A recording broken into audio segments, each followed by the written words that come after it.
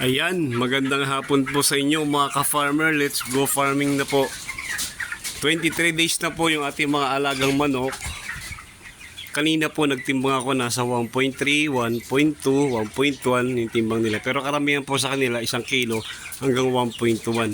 Medyo madi-delay po, baka mga 27 day tayo makapagkatay. Kasi yung mga nag 1.2 po ay hindi naman ganun karami. Ay 23, mga 5 days, 4 days po, makakapag-gain pa sila ng mga LT. Ilang grams doon. Ang painom ko po sa kanila ngayon ay tubig na lang. Hindi na po ako nagbibigay ng kahit anong vitamins saka mga supplement. Tapos po, ang patuka po nila ay grower. Napakainit po ng panahon dito sa Lucena. Nagte-32 degrees po. Kaya pagkatanghali, yung pinaka-peak na init, nasa 33. Naka-electric pan po talaga ako. Tapos yung mga tabing po nila itinataas ko. Yung iba pong medyo malalaki na, inilagay ko na 25 pataas ang bilang kada layer. Pero iba po meron pang mahigit. Nasa kulang-kulang 30 pa yung iba. May isa pa pong kulungan doon na libre.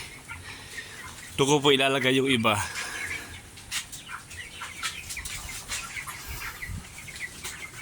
Ang pakain po nila ay unlimited po yan hanggat kaya nilang kumain. Pinapakain po natin sila. Yung supply po ng tubig ay wala ring hinto. Medyo abala lang tayo sa mga bagong sisiw. Kaya halos kanina lang uli ako nakapag-good ng dumi nila, ipot nila. Pero nung nag-good po ako wala namang bulate. Wala namang mga uod. Kaya okay pa rin naman. Kasi pag nagka-uod po yan tapos yung uod ay naging naging larva, ayun, magkakaroon na kayo ng langaw. So far okay naman po, wala tayong problema sa langaw.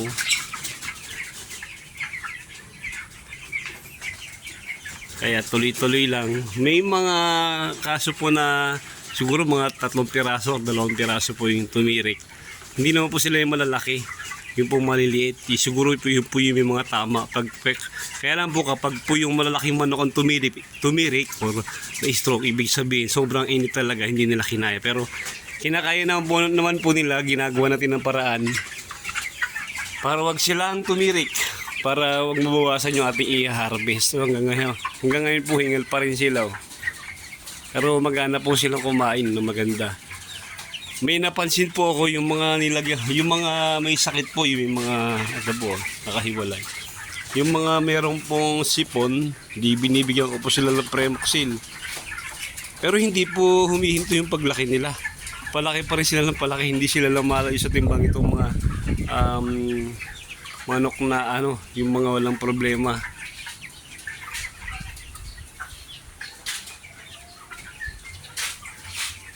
Ayan, ganda po ng cage type na ito. Kaya i-improve na lang natin para sa mga susunod na pag-aalaga hindi tayo mahihirapan. Kasi yung kanilang mortality ay mababa. Doon po sa kulungang malaki, ay po yung kulang malaki, nakasarado pa po yung aking sarado pa yung aking kulungang malaki. Kasi binubrooding ko po yun eh. Nagtatanong po yung iba, ba't ko daw binabalutan ng lona? Ang gamit po ng lona kapag nagbo-brooding is para makontrol po ninyo yung init sa loob ng brooder house. Kasi meron tayong init na dapat maimit o maibigay sa mga sisiw natin para lumaki sila ng maayos, hindi sila sakitin. Yun po. Tandaan po ninyo mga ka-farmer, yung pagbo-brooding po, isa po isa napakahalaga. Sabi nga po, crucial stage sa pag-aalaga ng sisiw. Kasi pag dyan pumalpa kayo, yung buong cycle ng yung pagpapalaki sa kanila, mahihirapan na rin kayo. Magiging sakitin sila, yung pagpapalaki ninyo medyo mabagal. Unlike pag na-brooding nyo po sila ng maayos, ito gaya po nito, hindi naman natin masasabing perfect yung pagbo-brooding natin, pero maganda din po. Malalaman nyo naman kasi yan sa resulta. Nung lumalaki na po sila, doon ako nagkaroon kasi dapat pala talaga ihiwalay nyo na sila, 25-25 per layer nyo na sila para kumbaga nakaprogram na siya. Ay yun po ang ating i-improve sa susunod na pag sasalang natin dito sa cage type na kulungan, para yung mga naging problema ay hindi na natin abutin o hindi na natin maranasan. Maganda po timbang nila. Kita nyo naman yung balahibo nila eh. Ang Cubs po, makikita nyo pag maganda pag nasa age, iba nga po age 25 na yung kanilang balahibo, yung sisiw pa eh. Tingin nyo po yung balahibo niya sa ulo, dilaw pa.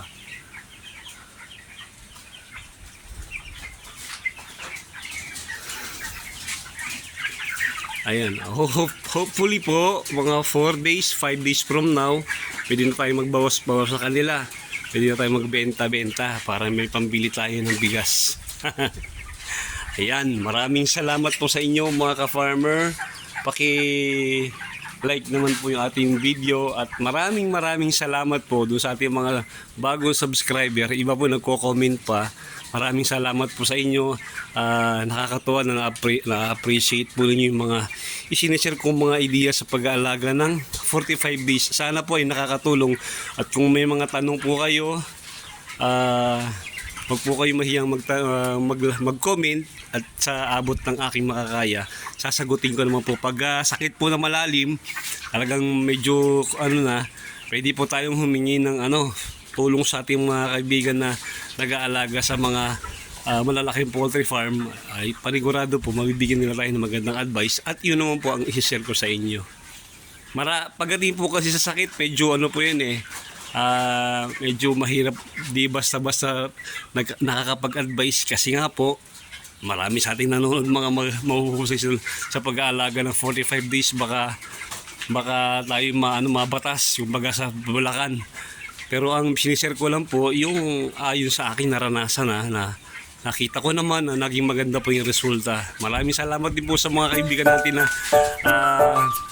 nag-aalaga sa mga malalaking poultry farm na sinishare din po yung mga idea sa pag-aalaga ng 45 days.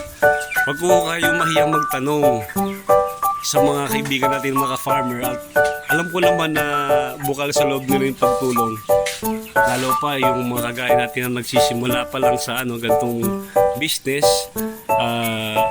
Alam naman natin na hindi basta-basta pagsisimula sa anumang negosyo. Kailangan talaga naraan kayo sa mga mahihirap na pagkakataon. Pag yun naman yung nalampasan ninyo, sabi nga po di hayahay na. Sipag at syaga lang po talaga sa pag-aalaga ng 45 days at sa pag-farming. May pera po sa 45 days, may pera po sa pag-farming. Tsagaan lang po talaga. Maraming salamat po sa inyo. Magandang hapon po. Happy farming po sa inyo lahat.